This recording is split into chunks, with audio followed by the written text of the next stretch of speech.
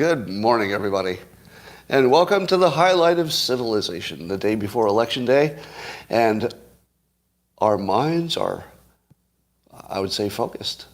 I would say that things are starting to move in the right direction, maybe. Maybe. We'll see. How would you like to take it up to a new level of awareness, to a higher dimension, a higher level of performance than you have ever experienced before? Well, all you need is a cup or mug or a glass, a tank or chalice or stein, a canteen, jug or flask, a vessel of any kind. Fill it with your favorite liquid. I like coffee. And join me now for the unparalleled pleasure. The dopamine hit of the day, the pre-election sip that you've been waiting for. It's all going to happen now. It's called the simultaneous sip. Go.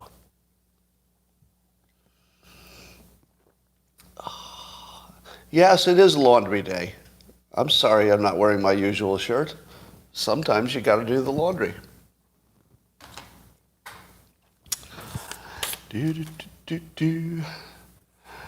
Well, I had been working pretty hard, but I managed to take some of my workload off by hiring a part-time assistant.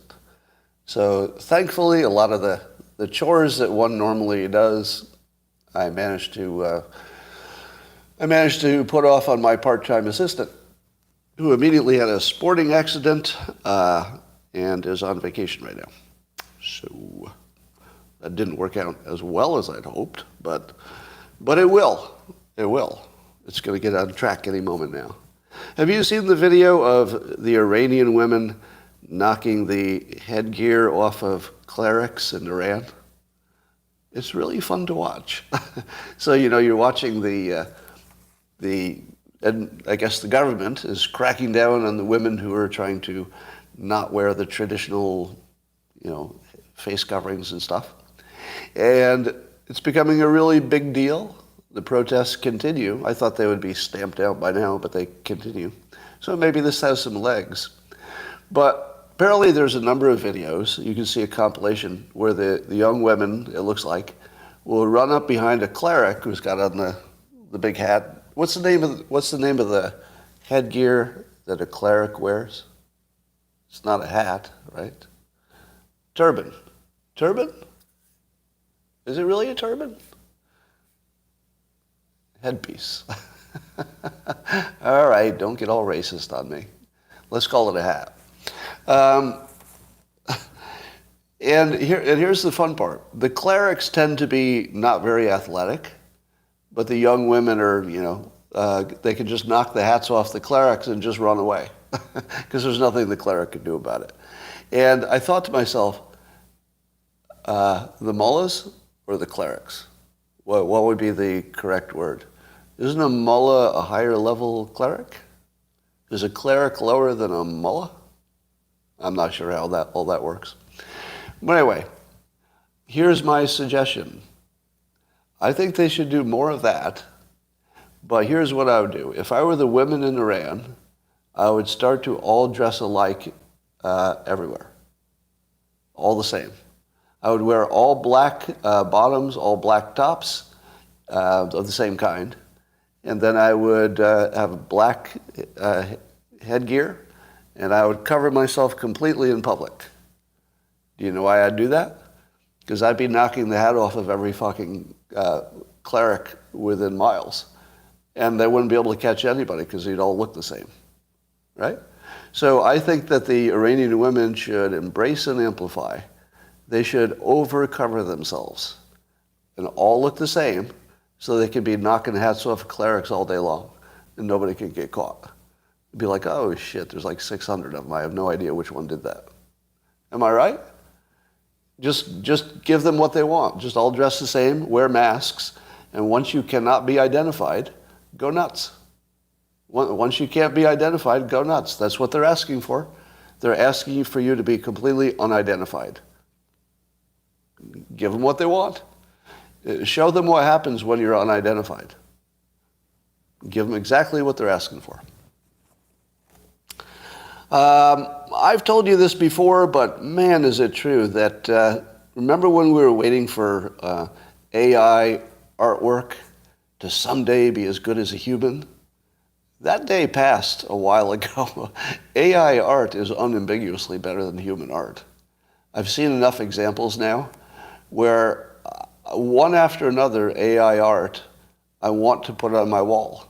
Like I'll see it and I'll go, I would put that on my wall. That's actually beautiful. I don't really see human art that makes me do that. I don't see human art that makes me want to put it on a wall. I can't remember the last time. Like if I put up artwork, it's at protest. I'd rather have nothing on my wall. But Brian Machiavelli did another piece of artwork in which he just asked it to do a Dilbert comic. I'll show you which AI he was using here in a moment. And the artwork, in my opinion, as a professional cartoonist, is equal to the best human cartoonist. Just the art. But there's an interesting quality about it that blows my frickin' mind. Let me show you here in a minute. So you won't be able to see it as clearly as I want it, but the request from Machiavelli's Underbelly was to make a Dilbert cartoon about a zebra. And interestingly, it made Dilbert part zebra, not a zebra, giraffe, I'm sorry, part giraffe. And look at the quality of the cartoon at the bottom. That is 100% as good as the best human cartoonist right there. There's nothing missing in that. It's beautiful, really. And like this art, like that bottom cartoon, that is so well designed. Like I would put that on my wall. It's just cool to look at. Now, but here's the weird thing. Do you notice that the humans have weird characteristics? Like they don't quite look like they have the right features and stuff.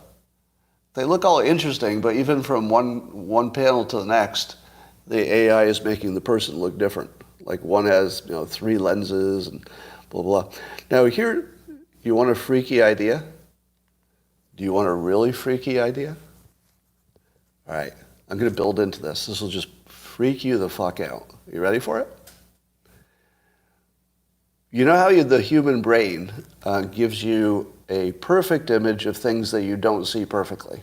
You know that, right? So, for example, you will have a memory of something that didn't even happen. A false memory is pretty common. We all have, right? You also, if you're watching, let's say, a tennis ball being hit hard and it bounces near a line, your brain says, I saw that tennis ball, I saw it hit the ground, and I know if it's in or out. But did you know you don't see that tennis ball? Your brain or your eyes can only pick up the tennis ball depending on the speed it's going, it can only pick up the tennis ball every 5 feet or something. But all the stuff in between, your brain filled in and it wasn't there. But your memory is you saw the ball the whole way. You did not see the ball the whole way. Your brain allowed you to imagine you saw it the whole way. Now, do you accept that your brain is in real time translating things into things that are not true? Do you agree with that? Your brain is always translating your approximate environment into a specific picture which is not true. Now, what happens when you take AI, high intelligence, and you train it to look at human faces, and then you tell them to reproduce a human face in some artwork?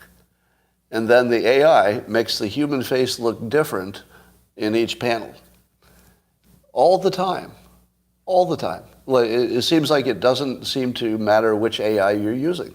And you can train the AI to really know what a face looks like, right? Because faces are approximately, the same, they're approximately symmetrical, right? It knows what a nose is, it knows what eyes are, it knows where they appear on the face. Are you telling me that AI can't make a human face? What should be the simplest thing, right? Now I'm going to blow your fucking mind. You ready? You ready for this? Get ready. It could be that human faces don't look the same from minute to minute, and that we can't tell. because our human brain is making your face look the same as it looked a minute ago to me. What if our faces don't look the same from moment to moment? And that it's actually like it's more like a wave function, that your face is only a potential face. And when somebody looks at it, they're picking up the potential, they're forming in their mind their own face, and then they lock it in. And so every time they look at you, they see that face that they've locked in, but your actual face is never the same. Okay, did I freak anybody out? Because give me one other reason that AI can't make a face the same twice in a row. There's no other reason. Because the technology could easily do it. The technology is telling you what is actually there. The AI is telling you that our faces are not the same from minute to minute. That's what it sees. But we don't see it. Now, I'm not saying that's true. I'm just saying it might be. That is within the realm of something that could be true, which is freaky by itself, even if it's not true. But I can't think of another reason that AI can't make a face. I mean, there's just no other reason. All right. Real Clear Politics had a poll asking people if we thought the country was heading in the right direction or the wrong direction. I want to test your intelligence. Many of you have not seen this news, but I want to see if you can use your powers of deduction. What percentage of the population thinks that things are moving in the right direction? Go. How are you doing that? How are you doing that? 25.6%. You guys and gals, you impress me. I've never seen a group that could guess things better than you. But once again, with no help whatsoever, you got the right answer, almost all of you. So congratulations to you. Yeah, about a quarter of the country thinks things are fine and in the right direction. Now, I happen to be in the 25%. Surprise. I had a realization the other day that two things are true. I tweeted this. Two things are true at the same time. We'll see if you agree with the first one. I think you'll agree with the first one, but not the second one. The first one, everything appears to be broken. Agree? Like everything in the world. All of our systems, all of the way we think about things, education, government, supply chains, military, correct, right? Would you all agree? Now, I say seems broken, right? It appears broken. Now, that could be an impression, right? When everything looks broken, you could be wrong. You know, it could be like the face thing. You see it as broken, but it's not so broken.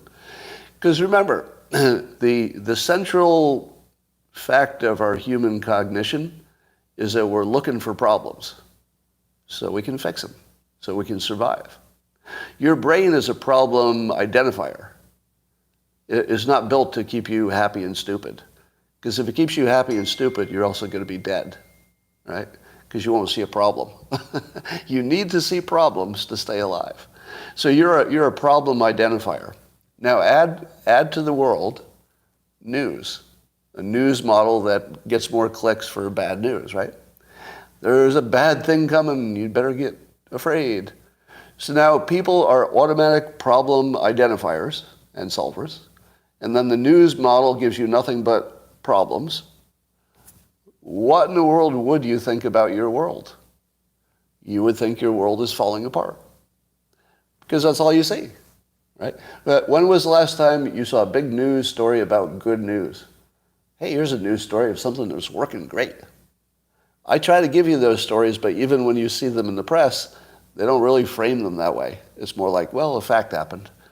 But, I'll tell you, hey, things are moving in the right direction. All right, here's my take. So number one, I think we all agree everything looks broken.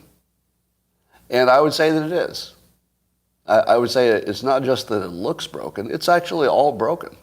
All of it. Would you agree with that? Would you take it further and say, it doesn't just look broken, it's fucking broken, right? In the sense of it's not where we want it to be. No, not maybe 100% broken, but everything's not where we want it to be, which is a perfect situation for humans. Humans love it when things are not where we want them to be. That's like our perfect situation. You're continually like, got to build this thing, got to fix this thing. That's where we're at our best, when everything's a little bit broken and we're like working on fixing it. It's the ideal human situation. And we do it well. The Adam's law of slow-moving disasters. We do fix things pretty well. All right, here's my uber optimistic take. Are you ready? Everything's broken, and that's true. And we live in a self-correcting system. That our politics and our free markets and our flow of information, which isn't as free as it could be, but it's getting better, 100% of things are self-correcting. All of it. Everything is self-correcting. Now, I told you about, Germany was going to freeze over the winter because they didn't have Russian gas. And then the latest report was, that somehow they figured out enough how to store enough gas so they can make it through the winter. They solved it, right? Now, here's what I see happening. Because everything's broken, that gives you license to improve it. Did you ever work at a company where something's working fine? Do you think you could improve it? Everybody would say, why are you focusing on that? It's fine. But everything looks broken, which causes us to try to fix everything. We're in this frenzy, in society, in the world in general. We're in a frenzy of redesign. Everything's getting redesigned, usually by the free market, right? Absolutely everything's being redesigned from almost the bottom up. We're in a reinvention phase that you won't recognize until it's toward the end. But you don't recognize we're in a creative, inventive phase that will be one of the great ones of all human history, right? Now, I would argue that after World War II, we had a creative, explosion, wouldn't you say? And then there was the Industrial Revolution, creative explosion, et cetera. But I feel like we're in one, but you don't feel it. When you're in it, it just feels like everything's broken because you're just trying to fix everything. But when it gets fixed, it will be better. It'll be fixed better than it was. And I think that applies everything from our energy policy to the way we run elections to Twitter to you name it. Literally everything is trending positive if you look at it as a system that's in the phase of correcting. So that's my optimism. It does not say we should not be vigilant about all of our problems. We'll do that automatically because we're good at being vigilant. How many of you saw the video of John Fetterman giving his speech outdoors? He had a bunch of American flags behind him, and the wind blew them all down while he was talking. And Fox News had an article about how social media was mocking it, and it had some tweets there from some notable people saying funny things. And I could not be more angry at Fox News today. Fox News was saying that people were saying clever things about that Fetterman flag thing, and they did not include my tweet. What? That oversight cannot be forgiven. And so, since they only mentioned some lesser clever tweets, which were pretty good, but they were lesser clever than the one I did. And my tweet was this. Hypothetically, if God had been trying to warn us for months not to vote for a particular candidate, what would that look like? Come on. I'm a professional joke writer, and I declare that was the best joke written on this topic. Now, let me tell you why. This is a joke writing lesson for you, so you can take this away. I've told you this before, but every time you see an example, it helps. If you can do a punchline or a joke in which the audience has to fill in the details, that's your best joke. Like, that's the one that really works. If you over-specify, what you want somebody to imagine, well, that can be a good joke too. But the great jokes are where it takes you a moment to fill it in. And where do you fill it in? You're filling it in with your own stuff. So when I said God had been trying to warn you for months, You can fill it in with everything that happened to John Fetterman, which was a tragedy. I don't mean to make fun of a medical problem. But if in your head you're trying to fill it in, you're like, okay, yeah, that sounds very much like that old joke. You've all heard the joke. The floodwaters are rising, and neighbor knocks on the elderly person's door and says, hey, the water's rising. Come with us. We're leaving right now. And the woman says, no, God will provide. I'll be fine. And the water rises, and the woman has to go up to the second floor of her house, and then a boat comes up to the second floor window and says, get in the boat, get in the boat. And she's like, no, God will provide, I'm fine. Then she ends up on the roof of her house because the water has risen, and she's on the roof of the house, and a helicopter comes by and says, get on the helicopter, puts a rope down. She goes, no, God will provide. The helicopter goes away. Well, the water rises, she drowns, and she goes to heaven. And she's talking to God in heaven. And she goes, God, what's up? I've been believing in you my whole life. I was sure you would provide. What happened? And God says, I sent you a car. I sent you a boat. I sent you a helicopter. And, that's the joke. So sometimes the signs are there. Maybe you should just recognize them. Anyway, it sounded so much like the joke, I couldn't resist. There's a video on Getter, that's sort of a Twitter competitor, which I'm not going to tell you is credible. So don't assume this is credible, because if I told you it's credible, I would be kicked off of social media. Probably not Twitter at the moment. But I'll just describe it to you. So there's a woman who claims that she was doing construction on a home that she and her husband owns for a couple of years. So it's a place that has been abandoned, but you can reach the mailbox even though it's behind a chain link fence, right? So you can sort of reach in and get to the mailbox, I guess. And she found it was stuffed with address changes. So a whole bunch of people, allegedly, had changed their address to her address, which is an abandoned building. Now, obviously, the implication is that people are doing things to be able to vote by mail fraudulently, right? Now, no squatters. There were no people in there. They were just using the mailbox as a change of address place. Now, anecdotally, I heard other reports of this being a ballot fraud thing that people do, etc. Now, question number one. You have seen one real person, apparently, describing what looks like a pretty credible claim. Use your critical thinking to answer this question. What are the odds it's true? Go. Put the odds on it. Odds it's true. I'm seeing 25, low, 1%, low, 0, 10%. Very good. Very good. Very good. So do you remember what I predicted would be true after the 2020 election?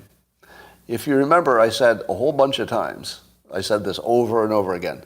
I said, every claim you hear about election fraud is at least 95% chance likely to be false.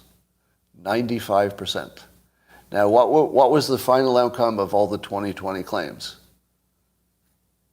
How close was I, right? I told you that even if something is true, and I didn't have an opinion at that time, I didn't know if there was some true stuff, but I told you that 95% of what people surface will definitely not be true, right? So when you see this new claim, just keep the 95% thing in your mind. Now, it looked very credible to me, right? If you put a gun to my head and said, all right, you're going to have to bet whether this particular story was true, I want to think it is.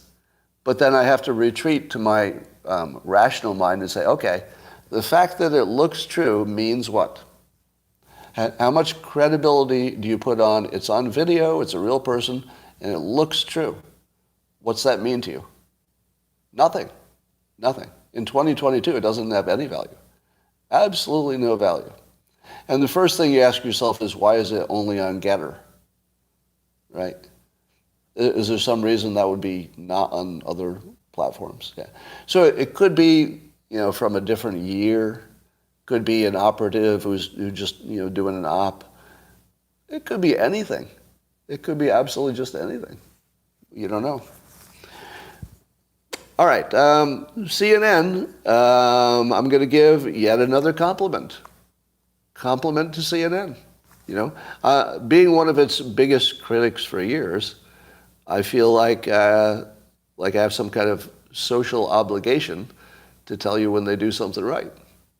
And not only today do they have Daniel Dale doing a hard fact check on Biden, and when I say a hard fact check, he just goes right at him. Yeah, Daniel Dale went at Biden the way you saw him go after Trump. I never thought I'd say it. Never thought I'd say it. But he just went right at it. Just said lie, lie, lie, not true, lie. Of big stuff. I'm not talking little stuff. I'm talking about the major claims of the president. Lie. Just lie. Amazing. So congratulations to CNN for what looks like a successful business pivot. You want more? This will blow your mind.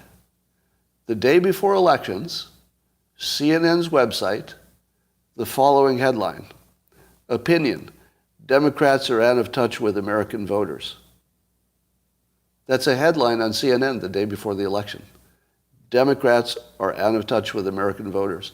And then it goes on in the article to say that Republicans are running for office on the actual issues that people care about. Can you believe that? Oh, 2 days. I'm sorry. 2 days before election. Forgot what day it was. Today feels like a Monday to me for some reason. Must be that time change. But does that just blow your mind? My mind is completely blown by the fact that something's going right. Now, remember I told you everything's broken. Everything's broken. But it's all being redesigned right. You tell me, was CNN broken a year ago? And do you see that they're redesigning in a way that's useful to the country? Yes or no? Would you agree that you see it? It's not just me, right? You can see it. Is Twitter better off than it was a year ago? I think so. I mean, it's a big mystery where things will go, but so you've got CNN being a responsible citizen. Congratulations, CNN. Completely successful. I don't know about their ratings. I actually hope their ratings improve. So I'm gonna root for CNN's ratings to improve because I think they're acting like patriots. Is that too far? In my opinion, CNN is taking a patriot perspective on their business, which is to try to give you the actual news, which is different. All right, too far, maybe. But that's another example of something that's going right. Biden, of course, gaffed again and said he wanted to close all the coal plants. And then somebody from his own party, 2 days before elections, Joe Manchin, is asking the president to apologize. If members of your own party are asking you to apologize 2 days before the midterms, that's not a good look. That's not good. Now, a year ago, do you think that Democrats were willing to admit that Biden is brain damaged and useless? Not so much, right? A year ago, even the Democrats would have said, no, stop making fun of his speech defect. He's fine. They don't say that now, do they? Am I right? There is a completely different tone from the Democrats about their own president. And that tone is, oh, look what we did. Maybe we should undo this. Now, you're going to get people who still support it because it's a political world, but let me give you a little story of something that happened to me. I want to see if any of you have had a similar experience.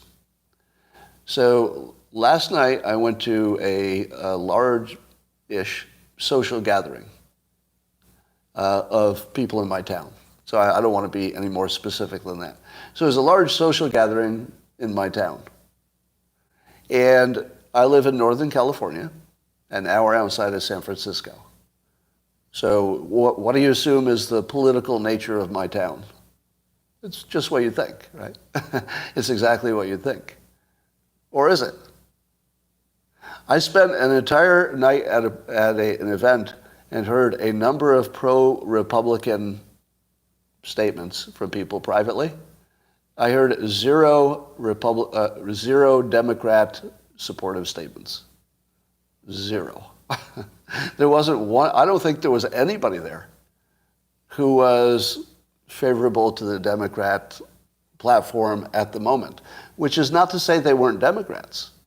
If you could, put on goggles and see everybody's voting party, I'll bet you they're mostly Democrats. I'll bet they were at least 60% Democrats. But you don't see anybody talking up Biden. It's just not a thing. It's just not a thing. And you don't even see people agreeing with wokeness, at least within, let's say, the suburban family kind of people. Just nobody. And I used to feel like I was in a little bit of danger when I just went out in public. You know what I mean? If you're notable as a Trump supporter, there was a time when it would have been dangerous for me I was a little wary even just going to the grocery store because I thought I'd be confronted with somebody. Not necessarily physically, but I thought somebody would get in my face, throw a milkshake on me or some bullshit like that. But I don't get any pushback anywhere where I live. Just think about that. I mean, people recognize me at this point, and they've got a good idea what I'm up to. I get no pushback. Zero. There is not a single instance of somebody in my own community who's told me I've gone too far, or I'm a Nazi, or I'm on the wrong side. Nothing. So, are you seeing this? Are you seeing that in mixed gatherings there is no Biden support, or even Democrat support, really? People will talk about abortion, but that's sort of all they have. Am I right? That's all they have. And a lot of people don't care about that as much as you imagine they do. Yeah, there was a little talk of Trump, but even he's not the important thing these days. Right. But we'll talk about Trump.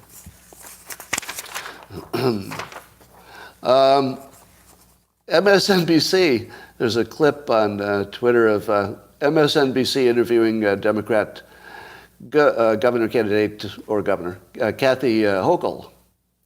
Now, imagine MSNBC interviewing a Democrat governor 2 days before an election. Now, how do you think that went? You think that would be really just a friendly, right? They'd be trying to get Hochul over the finish line. Nope, that didn't happen. MSNBC just slapped the shit out of her. I didn't know what I was looking at there for a moment. Yeah, I didn't catch the name of the host, but credit to the host. The host said, I guess the context was a crime, and the host says, "Here's the problem: we don't feel safe. I walk into my pharmacy and everything is on lockdown because of shoplifters. I'm not going in the subway. People don't feel safe in this town."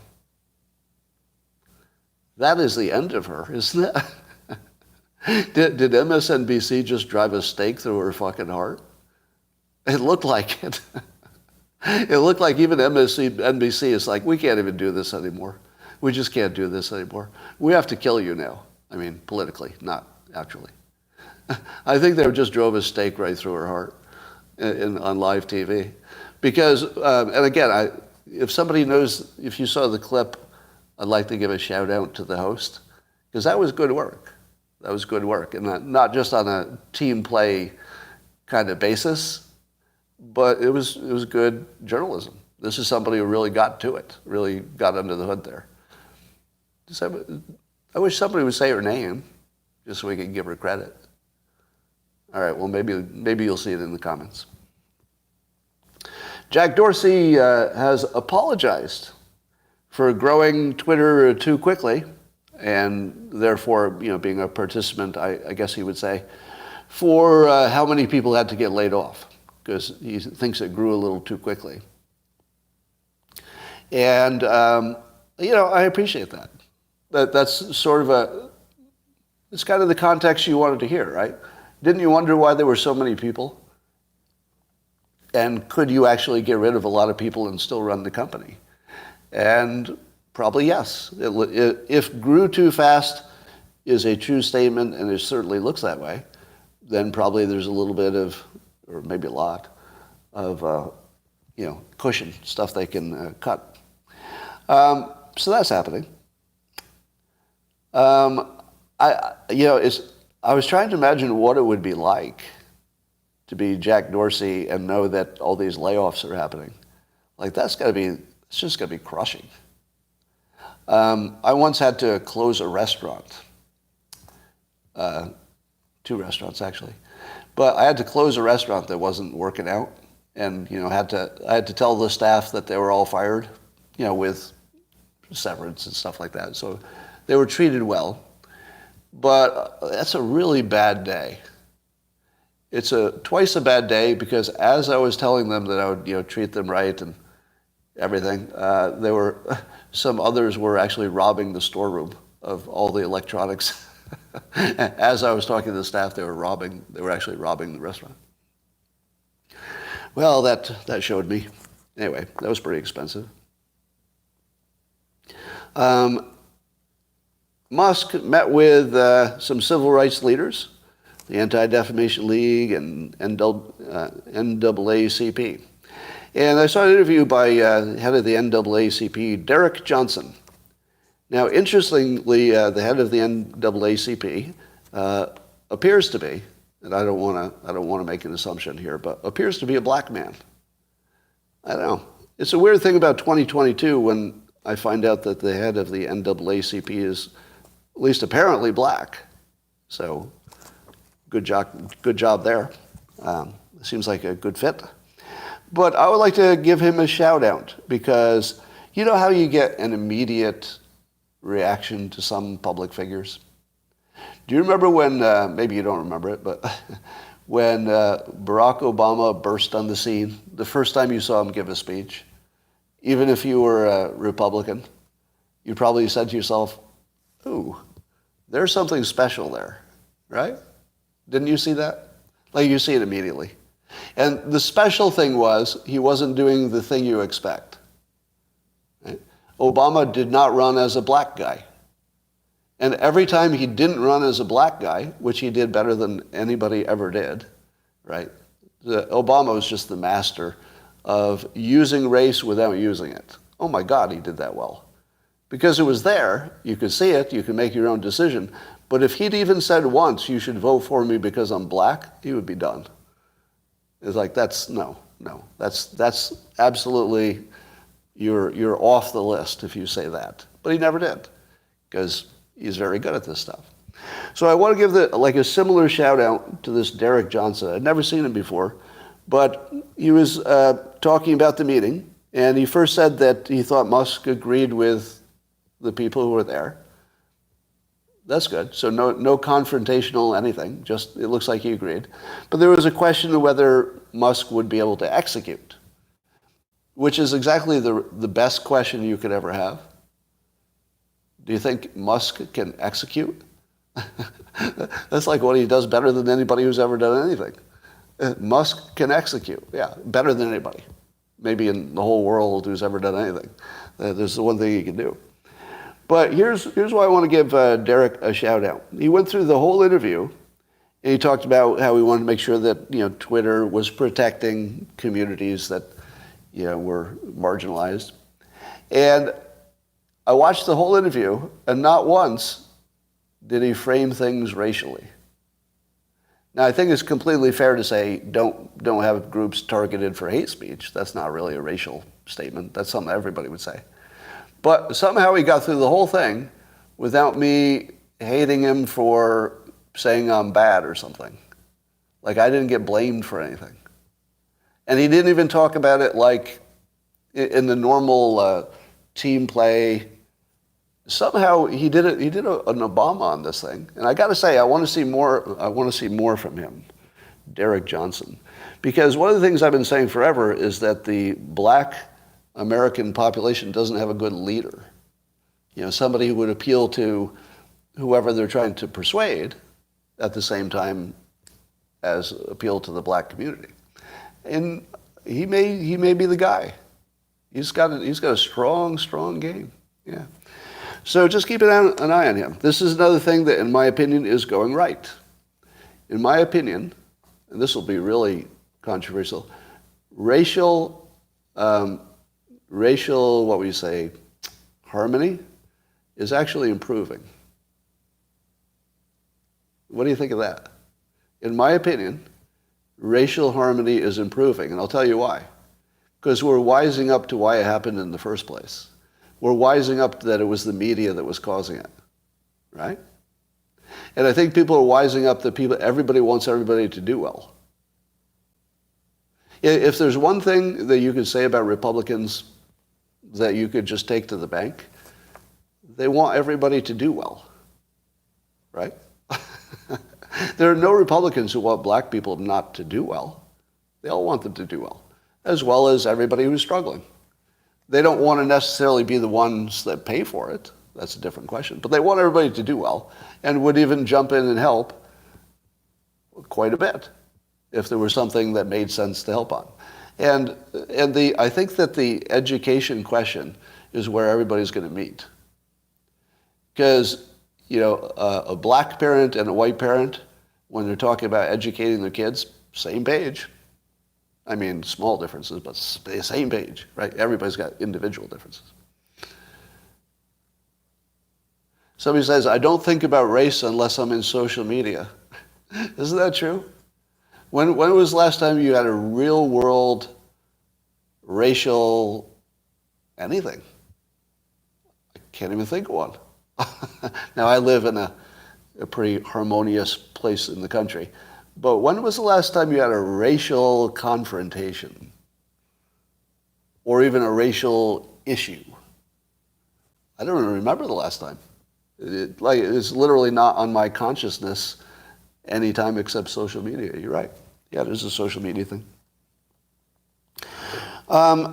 So this is weird and wonderful and mind-blowing that there was an accusation on Twitter that Twitter had sold somebody a blue check for $15,000 and that there was a system, sort of an underground system, where people could get to some Twitter employee who would illegally, I don't know if it's illegal, but would offer to sell them blue check, outside of the normal system.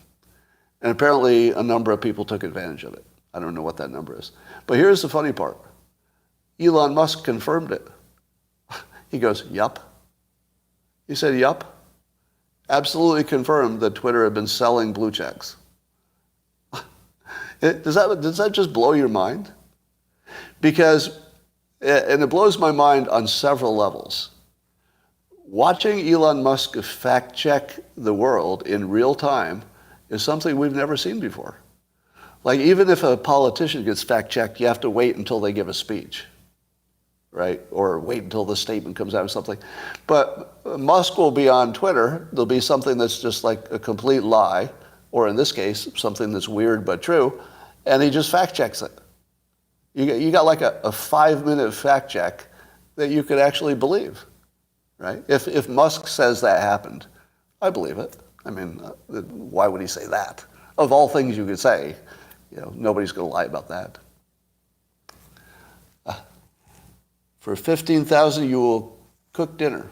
Well, okay, would be a good dinner. Let's talk about some more Twitter stuff, the most important thing that's happening lately.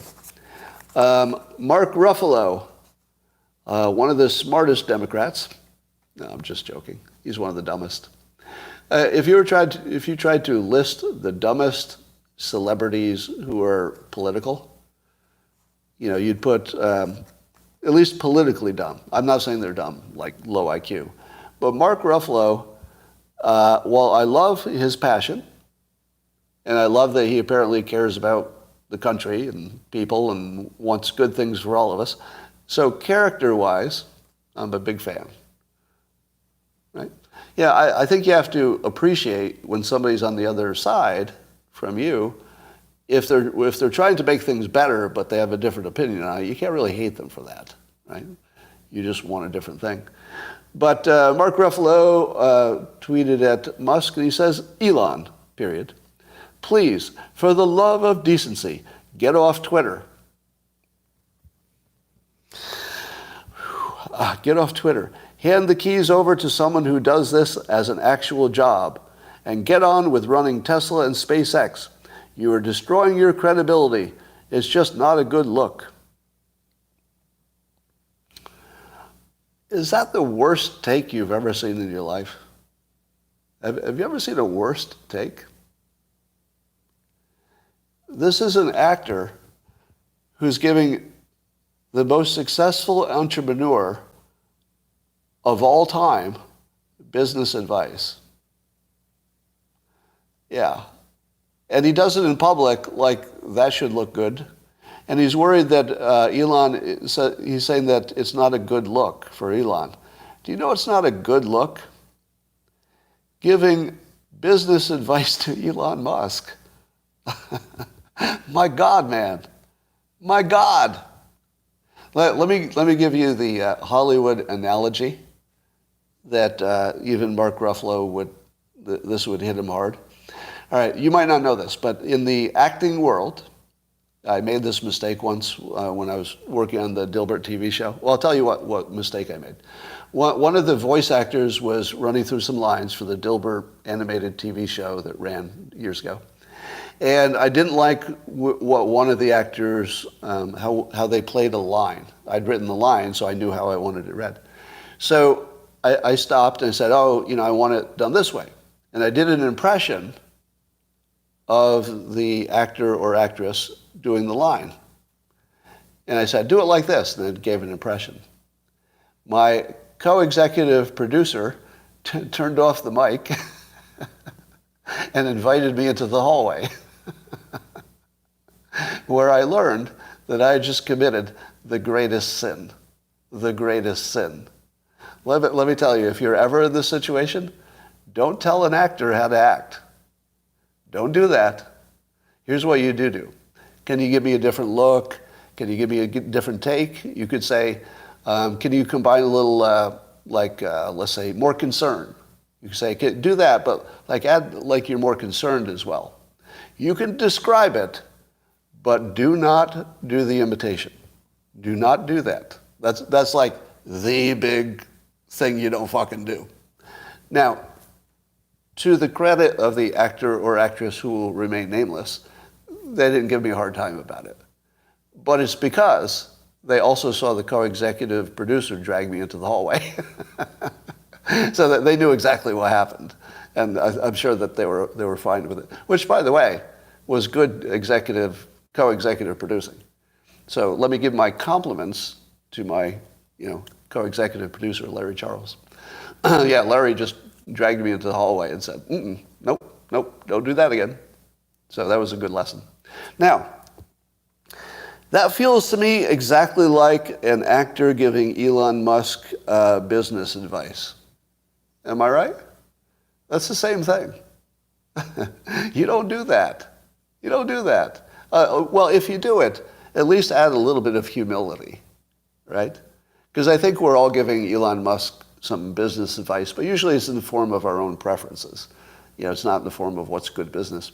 Now, what about the advice that he's got these 2 other CEO jobs, or 3 or 4, however many businesses, and he should stick to those? If you tell Elon Musk, of all people in the world, 7 point whatever billion people in the world, there's exactly one person who's the wrong person to stay in your lane. He's the most wrong person out of all 7 billion of us that you should advise not to leave his lane. Leaving his lane is what he does best. It's what he does best. Better than anybody's ever done it, probably, more consistently. So everything about that take was bad. What did Musk and Ruffalo's comment was because Elon was responding to AOC. Then AOC had made some claims about Musk messing with her Twitter feed, which didn't happen, of course. And then Musk replies, hot take, not everything AOC says is 100% accurate. I love the understatement. Hot take. Not everything AOC says is 100% accurate. All right, here's the most exciting part or dangerous part or something. Musk is continuing to design Twitter or redesign it in public. This is great. You're getting a total business education in watching him do this in public. You see it all. So here's a tweet today. He was talking about how he wants Twitter to be able to monetize all creator content. All creator content. So Twitter would monetize much the way YouTube would, I imagine. That any content, you could share the revenue with Twitter. So I think that's where he's heading. And that includes video. Now, Twitter has some video limitations, resource limitations. But apparently, according to Musk, we can do, he says we, Twitter, can do 42-minute chunks at 1080 resolution. Now, if you're in the blue program within Twitter. So you could break that up into longer videos. The 42-minute limit could be fixed by next month. So he's telling you that they're removing the 42-minute limit within a month, which is super fast for something of that magnitude. And then he finishes this with this question. He says, to the public, how does YouTube monetization work, and what could Twitter do better? Talk about the transparency. The transparency there is insane. So he's telling you that he doesn't have a sufficient user level understanding of what YouTube does for creators, which is quite an admission in public, especially for somebody who's running this company. And then he's asking for your input, and it's legitimate. He's actually asking for your input. It's real. It's not for appearance.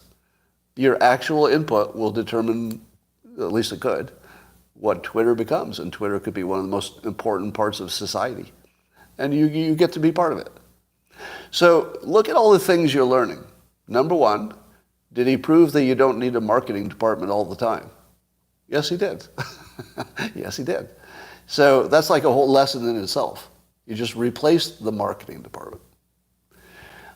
He's also showing you the new CEO move I talk about all the time, which is immediately establishing what you're about, on day one. Because that first impression becomes really sticky. That's who you are forever. He did that perfectly. And now you're seeing him collecting input from the customers in a very direct way. And he's doing two things here. You might see one, but he's doing two. The first thing he's doing is making sure he gets input. So he's got input. And the second thing he's doing is making you feel buy-in. How much do you feel like you're legitimately part of the process? Or better, people that you trust on Twitter, you see them making suggestions, right? And they're smart people in many cases. When you see smart people on Twitter making smart suggestions to Musk, even though it's not your suggestion, you feel like you're part of the process, right? Because you could have made that suggestion. So knowing that he has this huge public relations problem, because half of the world is going to hate him no matter what he does. Now the news is reporting he's meeting with the NAACP and the ADL, and that apparently they like him. Imagine that. Right, that's the news. He managed the news. The news is telling you that the groups that would be most concerned got a good response from him. He's doing everything right. So you're learning publicity, marketing, you're learning how to take user requirements, you're learning how to get buy-in, you're learning how to communicate, you're learning how to tweet, you're learning social media as it relates to a company. You're seeing his business model being created in real time. So he's struggling between subscription and advertiser and what balance and what features. Oh my God, is this useful? you don't realize how much smarter we're all getting just by getting to see the transparency of this process. So the brilliance that is coming out of all of this is just stunning. Mike Cernovich had an interesting note on a tweet. He said that it's not being treated as newsworthy that Twitter had entire teams that coordinated messaging with the UN says it all. And he goes on. And he says, how is that not a big deal? Then he speculates. He goes, exactly. New York Times, Washington Post probably has the same internals team doing propaganda. So Cernovich is speculating that the major media might not be hitting this story hard because they might also have deep connections at Twitter, which was, managing the news, if you will. And I don't know if that's true. It's reasonable speculation. But I'm more interested in the fact of why we decide some things are news and some are not. Have I told you before that the New York Times and Washington Post, and really not much else, a few others, they make news. And by make news, I mean they look into all the things that are happening and then they tell you what things are important. But is it because they are important? That's what I used to think. I used to think that if it's on the news, it's because it's important. And everybody notices it, and then everybody puts it on the news. Nothing like that is happening. When it comes to politics, they decide what the news is. It's literally just a decision by people who, want to manage the public. And they've decided that this is not a big story. That Twitter was being influenced directly and personally and in an ongoing way by the United Nations to make sure the messaging was compatible with what the UN wanted, which is the scariest thing you could ever hear. Now, why is that not a big story? Because the media decided it wasn't. Now, I suppose Fox News could decide, and they're big enough that they could make that a story, but it would never cross over from Fox News, would it? Except that other people would mock them for having the only stories about it or something. So this is one of those cases where you can tell yourself, you really see that the media assigns your opinion. Because whatever you're worked up about today, I guarantee it was on the news. And the things you're not worked up about, they were not on the news. The news decided what to run, and they could pick or ignore whatever they wanted.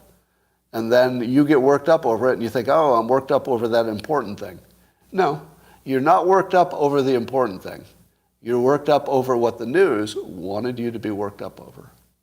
You're completely manipulated, as am I, right? I'm not outside that system. I'm just as manipulated as you are. Just be aware of it. So that was a 2-level excellent tweet by Cernovich because it really gets to something deeper than just the news. All right. Tim Ryan, running for Ohio Senate, had this statement to say in public. He said, this is his competitor. He says, imagine if J.D. Vance was your teenage kid and you caught him hanging around with people like Marjorie Taylor Greene, Ron DeSantis, and Alex Jones. To which I tweeted, imagine being a Democrat candidate, I said one day before Election Day because I didn't know what day it was, and the best argument you have is that your opponent values diversity. That's his argument. My opponent values diverse people. Because here's what he didn't say. He didn't say, J.D. Vance refuses to meet with black people. He didn't say that. Because I assume that J.D. Vance has met with all of his constituents.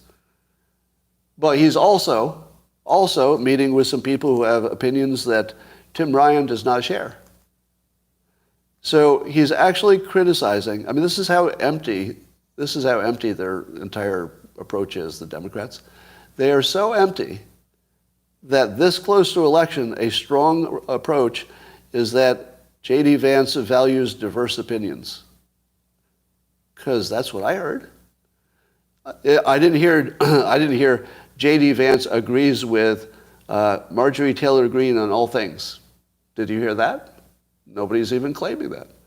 What I didn't hear is J.D. Vance agrees with all the things that Alex Jones has said. I never heard that, because I'm sure he doesn't. Right? If you're interacting with people who have different opinions but not adopting them, you're doing what we want you to do, aren't you? Do you want a politician who doesn't interact with people who have different opinions? I mean, this is the craziest, weakest, emptiest attack I've ever seen. But even more than that, I'm going a little hard on it because about once a year, or maybe twice a year, I have to say this in public. And so I'm going to say it again. I assert my complete right to associate with anybody I want. And when you don't like it, fuck you. And that's the end of the conversation. I'm not going to adopt the views of any bad people necessarily. I might. But that's not why that happens. I interact with people you don't like. And if you don't like that, fuck you. And there's nothing else to say. Would you agree there's nothing else to the conversation? This is one of those conversations where fuck you, that's the whole argument. It's the whole argument. There's nothing else. I have no nuance to add to that. Just fuck you. That's it. Fuck you. I'm going to associate with whoever I want, whenever I want, right in front of you. Don't care.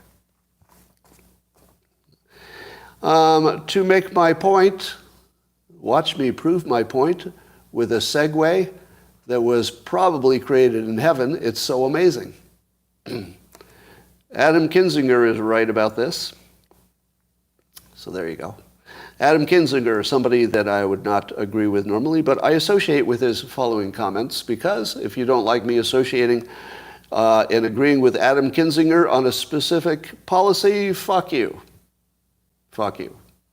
But I know you don't. I know none of you have that problem, I'm sure.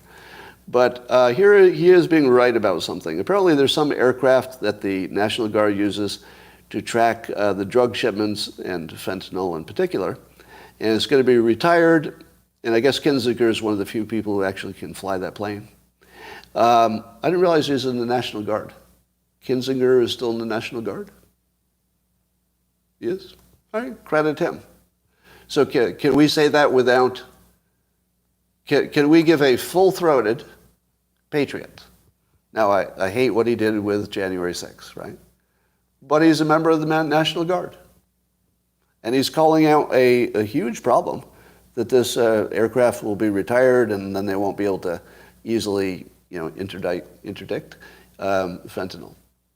So good job, Adam Kinzinger, on this particular issue, which also suggests that the administration is not that serious about fentanyl, because this plane is critical to their success of capturing stuff. And Kinzinger's fighting to keep this funded. So good for you. Hope that works. Let's talk about Trump. Trump labeled Governor DeSantis with a nickname. He called him Ron Desanctimonious. How many of you had to look up the word sanctimonious? I did.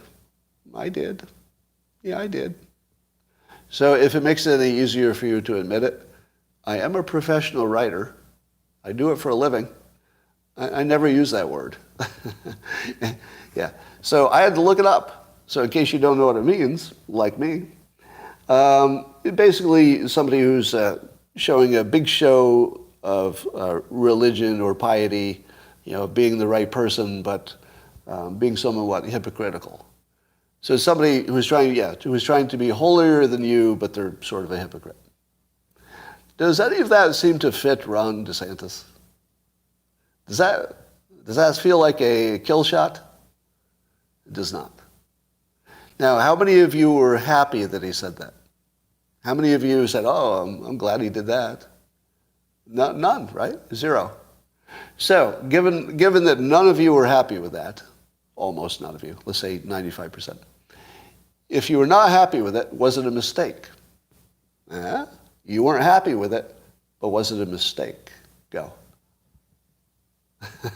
Yeah, here it gets a little more complicated now.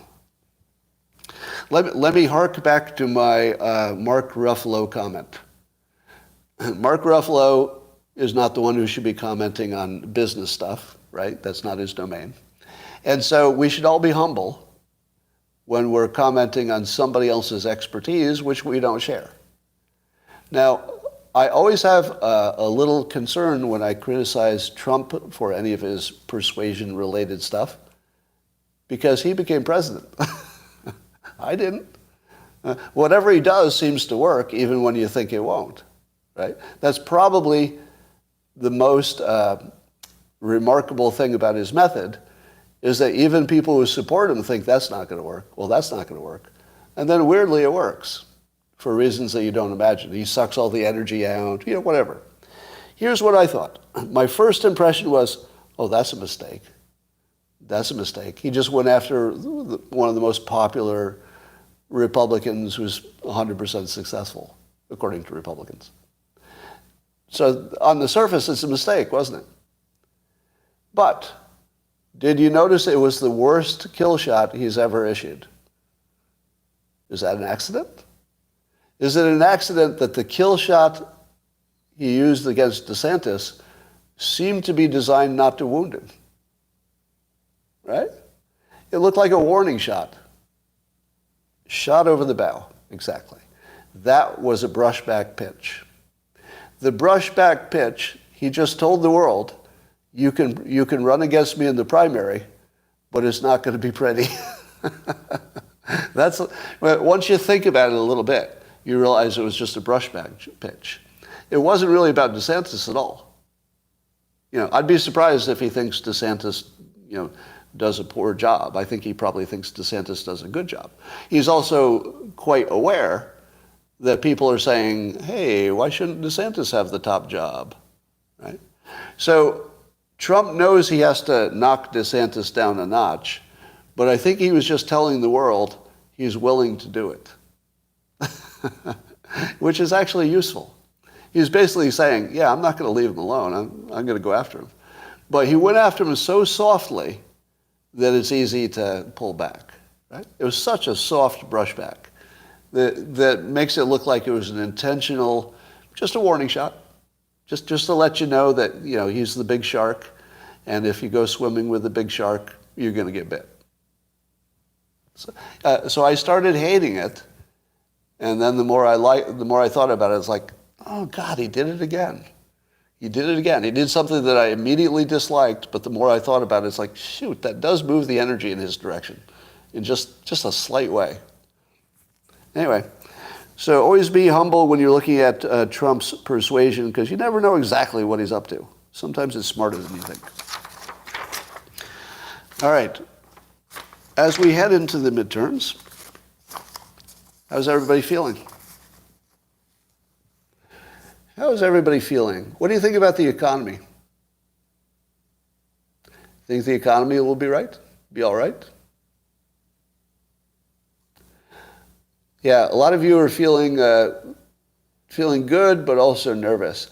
I don't know what's going to happen, but I'll tell you one thing that might happen. One thing that might happen is there's tons of scrutiny, and maybe we got way better at watching things. So we might have the cleanest election we've ever had. Like, that's possible, right? Could be the cleanest one we've ever had just because of so much extra energy watching things. And there have been some changes. There have been some changes that should reduce the amount of cheating, potentially. But the other possibility that I don't discount at all is that the extra attention will end up finding some real serious fraud. And it could be on either side. I'm not going to say it's going to be all Democrat. Because here's my opinion. The reason that we don't have elections that can be finished the same day is because we don't want it. There's no other reason. We meaning both Democrats and Republicans, each of them having control over individual states, it's very obvious that they want the option of cheating. It's very obvious. Because if either side didn't want the option of cheating, They would make the option go away in their state. Because there are places where the Republicans can design the system any way they want. Right? Right? Give me a fact check. There are states where the Republicans could have an Israeli type of system where it's all on paper, and it all happens in one room. The ballots never leave the room. You count them in the room with lots of witnesses, and then there's basically close to zero chance of fraud. You don't think that one Republican state would have implemented something that's just fraud-free? No. It's because everybody who controls elections in their own state wants the option of gaming the system. What else could it be? What else could it be? Right?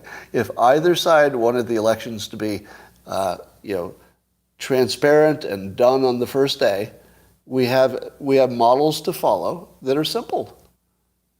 They're simple. Just what does Israel do, and what does some other countries do, and just do that. It works. So you can eliminate the possibility that either side wants to fix this. Does anybody disagree with that? I'm not saying Republicans do anything except, dick around the edges, with voter ID and stuff, which is important. But that's just dicking around the edges. Yeah. All right. Let me make a case that everything's getting better, even though we're low on diesel fuel. Let me make a diesel fuel prediction. Are you ready? So apparently, if diesel fuel is limited, trucking will fall off, and the supply chain will die.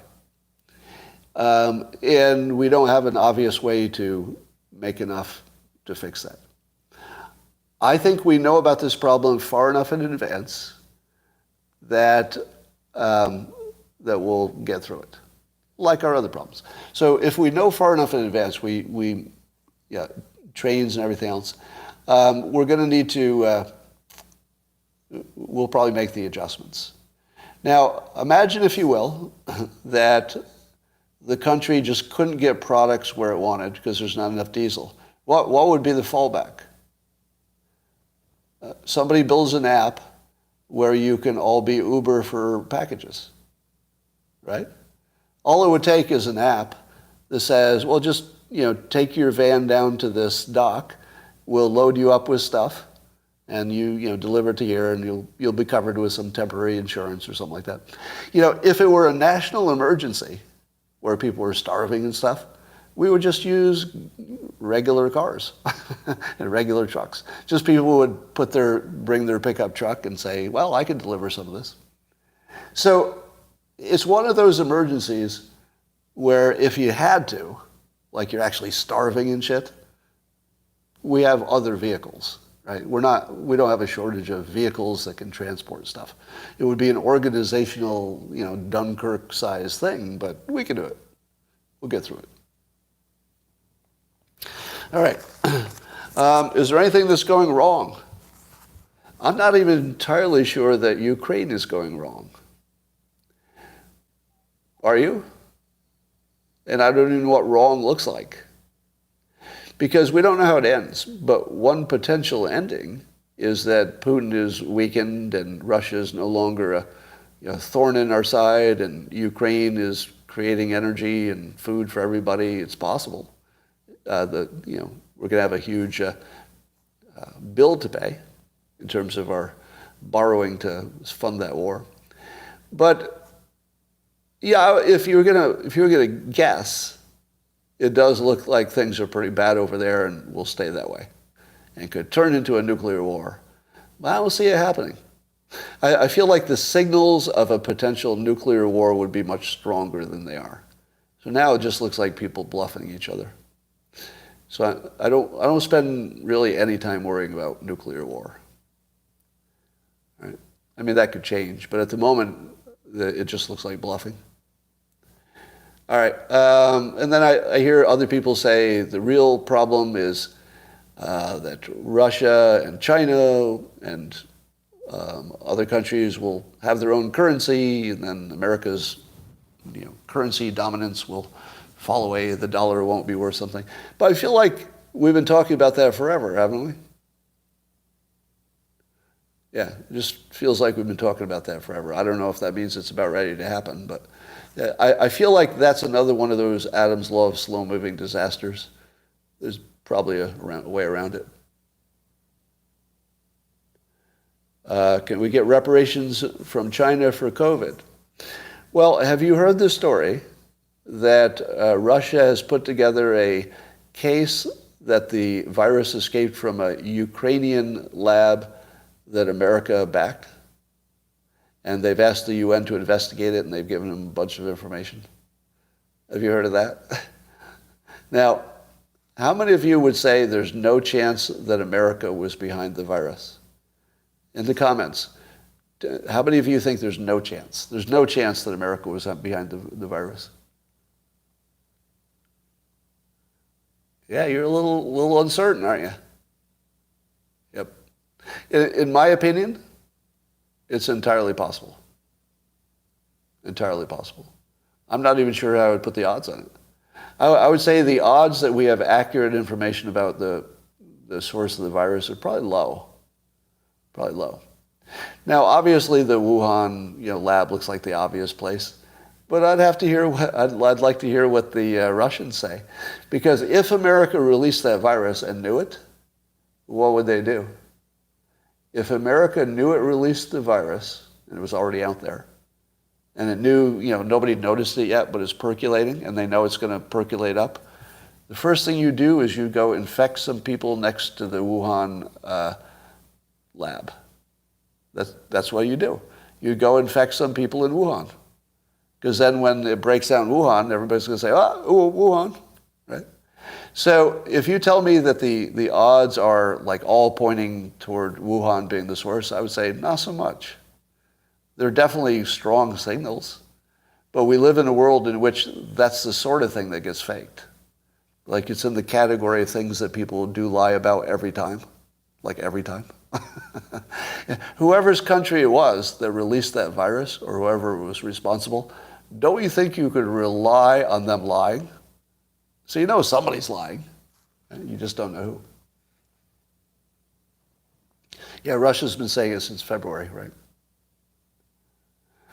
Do prices return to previous levels when inflation comes back down?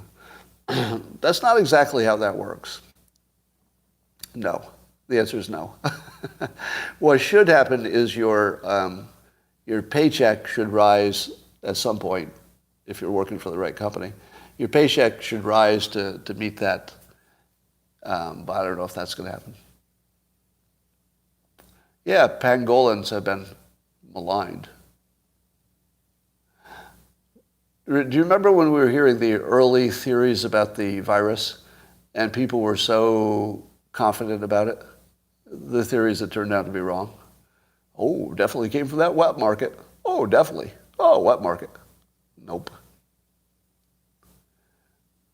Your coffee cup, somebody got their coffee with Scott Adams coffee cup while I'm live streaming. Amazing.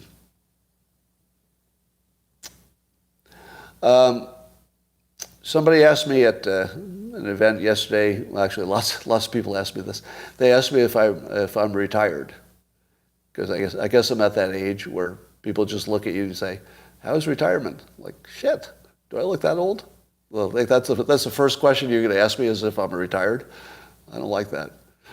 But I decided that I am retired, but I'm modern retired. By modern retired, I mean I've simply stopped doing the things I found unpleasant that I did for money, and I do the things that I find pleasant. It's still work.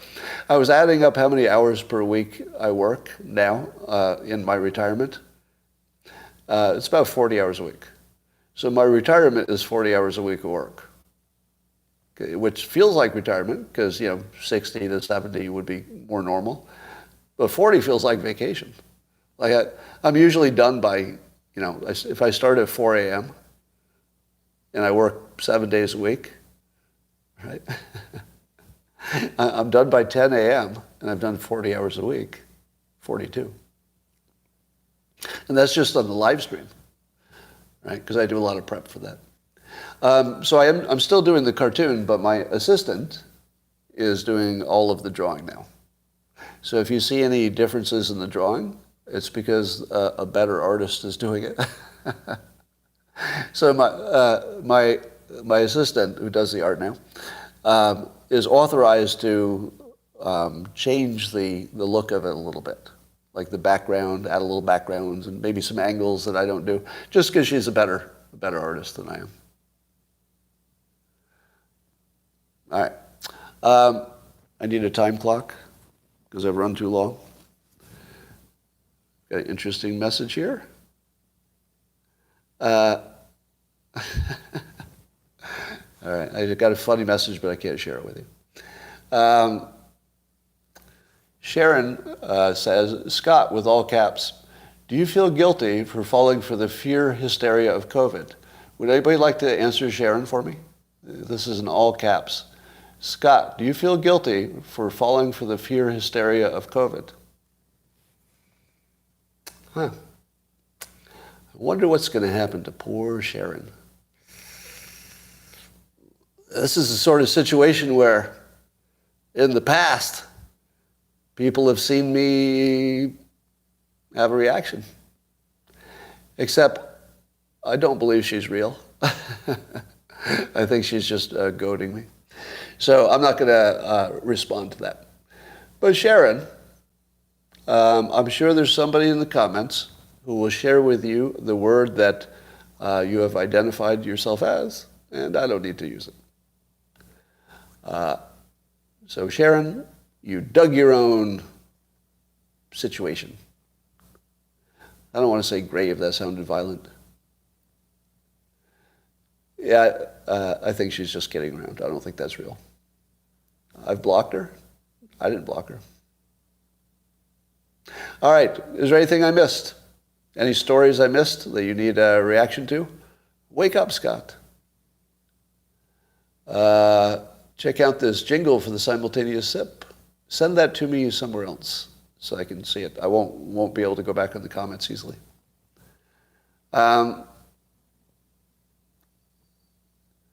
Baby troll, what's that mean? You still feeling better? Yes. Yeah. So let me continue with my update. I have had nothing but excellent days all day long from the day that I stopped taking my blood pressure meds. Nothing but excellent days. Mentally, 100%. 100%. Physically, my knees are hurting a little bit from overuse. But otherwise, my body's, it's like 20 years younger. Yeah. I mean, I can exercise for hours. It's just, everything's fixed. And it was just that. Yeah, I forget what kind. I don't think I had a beta blocker. I think I said it was a beta blocker, and then somebody corrected me. So I'm not going to name the specific med because I don't want to get sued for making claims that they can debunk or something. All right. It was a steroid? I don't think it was. It wasn't a steroid. Your coffee mugs will be arriving soon. Thank you, Henry. High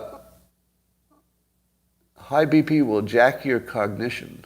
Jack your cognition as in improve it? So did I tell you my reframe for blood pressure? Now, I don't think this has scientific backing. So this is like just a fun speculative thing, right? Is it a coincidence that all the things that are good for blood pressure are things that manage your energy, right? But basically, if you can lower your energy or expend your energy, so you can expend it by exercise or you can lower it by meditation, for example.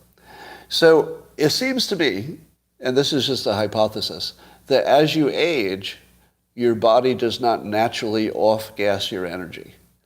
Meaning that if you're a child and you have high energy, nothing will stop you from moving, right? You'll just get real active until you burn off your energy and like fall asleep into a dead sleep.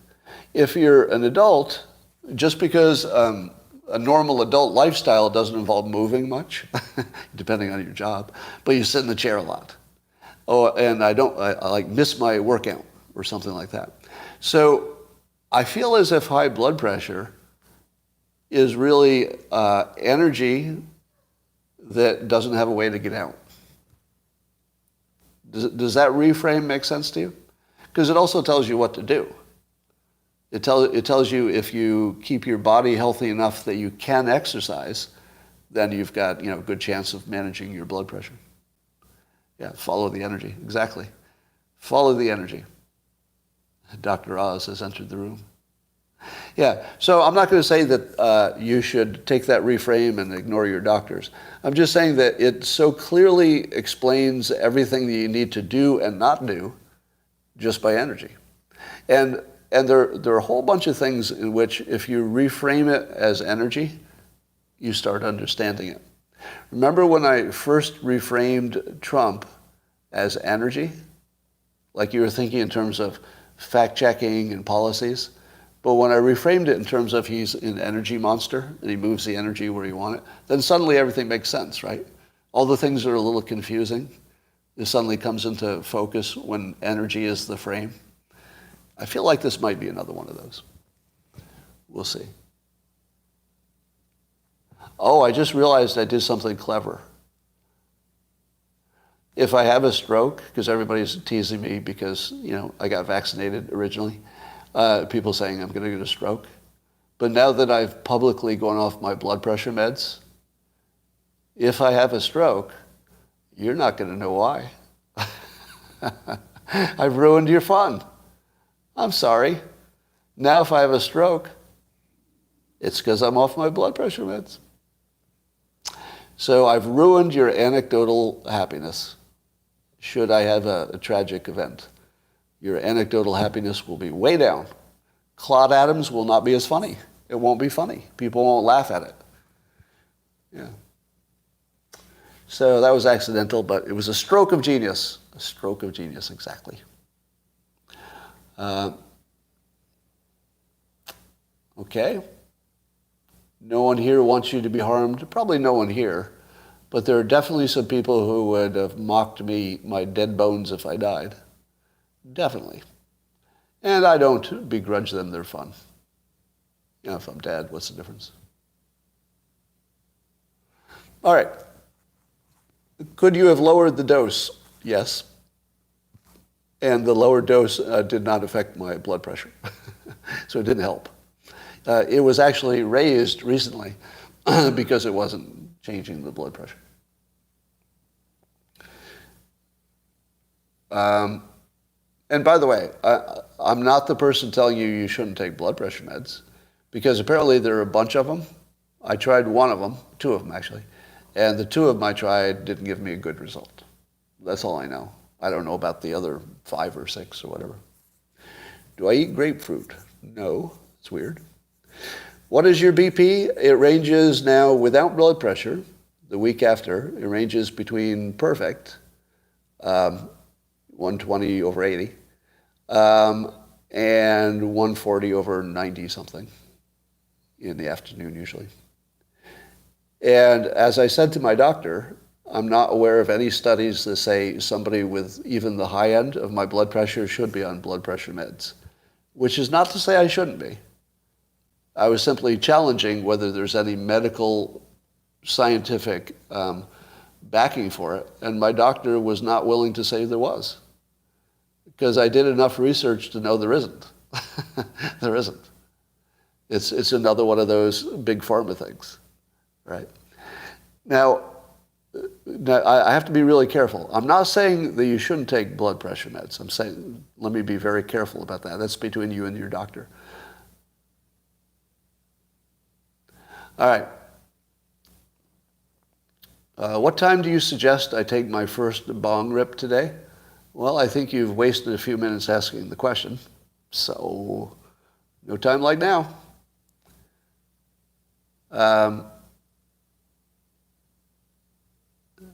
140 isn't necessarily high. Yeah, I think that, so here's the question. If you have a stroke, it's not just because of your blood pressure, correct? A number of factors have to be also true at the same time. You need some kind of a thing going on. Now, in my case, I'm a vegetarian for 40 years. More recently, a pescatarian. My body mass index is exactly where it should be. I'm like right in the middle of the good range. I exercise daily. I don't drink alcohol or smoke tobacco. And there are no strokes in my family background. No strokes in my family background. Now, can somebody tell me that my blood pressure at 140 is dangerous? It might be. I'm not saying it isn't, just being real clear. I just don't think there's any evidence to show that me as a specific individual with a specific lifestyle, I just don't know. Here's what I think. I've always believed that my body runs hot. Runs hot. And what I mean by that is that when I go to sleep, I wake up sweating, right? Like my natural body just runs hot. I'd rather be in a cool room than a warm room. I can't do work over 76 degrees if the room is over 76. My body just runs hot. Now, you've also noticed that when you do a lot of thinking, you notice that you can break a sweat just thinking hard? Has anybody ever done that? Yeah. Your brain actually uses a lot of energy. So I have a theory that my brain draws more from my body than other people. It could have to do with something about my physical size compared to my brain size. Because I'm not sure about this, but I think my brain size is about the same as any adult male, right? Even if I'm 5'8", isn't my brain about the same as a 6'4" guy? Is that true? Somebody says no. And maybe it's the wrinkles, not the weight, right? All right, well, whatever. So forget about that point because I don't have any backing for that point. But I feel as though my brain draws more from my body than most people. I just feel like I run hot. And I don't know that that's bad for me, right? I don't think it's bad for me that I run hot as long as my body is, I'm taking care of all the other lifestyle things. I feel like I could run hot and be optimized. I don't know. Just a theory. Yeah, somebody says that's not how it works, and I agree. That is definitely not how it works. But it's more of a metaphorical sense that I say I run hot. The safer way to say it is, do I have the same risk at 140 blood pressure as somebody else? And I don't think so. I just don't know. My suspicion is I don't, but that could get me killed, of course. All right. That's all for now, YouTube. I will talk to you tomorrow, and of course on Election Day.